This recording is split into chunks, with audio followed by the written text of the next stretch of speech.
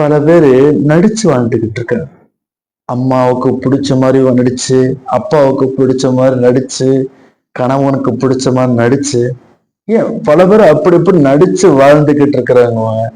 ஒரு காலத்துக்கு பின்னாடி எனக்கு வாழவே பிடிக்கல, உங்களோட நான் எவ்வளவு கஷ்டப்பட்டிருக்கேன் தெரியுமா அப்படின்னு சொல்லிட்டு அவர்கள் என்ன பண்றாங்க, அவங்களுடைய கவலைகளை ஃபுல்லா அப்படி கொட்டுவாங்க.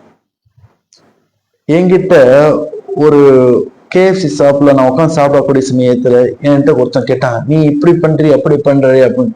நான் எனக்கு பிடிச்சமா இருக்கேன், நான் யாரையும் போய் எதுவும் சொல்லல, நான் யார்கிட்டையும் போயிட்டு எதுக்கு நான் சண்டை போடல, யாரையும் நான் ஹேட் பண்ணல, எனக்கு பிடிச்சமா நான் ஹாப்பியா நான் வாழ்ந்துகிட்டு இருக்கேன்.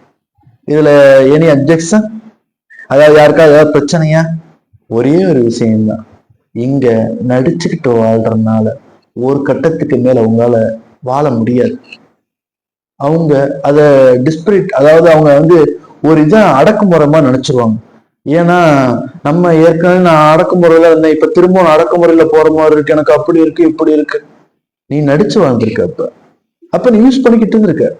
அப்ப பிடிச்சு வாழ்றது நீ அப்ப இல்லை இப்ப இல்லை, எப்பயுமே கவனிவ நீ லைஃப பிடிச்சு வாழக்கூடிய சமயத்துல வாட்டர் ஃபால்ஸ் இல்ல பார்க்காத ஃபாரஸ்ட், இன்னும் நிறைய இடங்கள், அதிசய இடங்கள் உலகத்துல நீ பார்க்க வேண்டிய இடங்கள்னு மட்டும் இல்லை, நீ உனக்கு உட்கொள்ளக்கூடிய உணவுகள்ல இருந்து எல்லா வகையும் பிடிச்ச மாதிரி நீ ஹேப்பியா அடுத்த கட்டத்துக்கு போய்கிட்டே இருப்ப.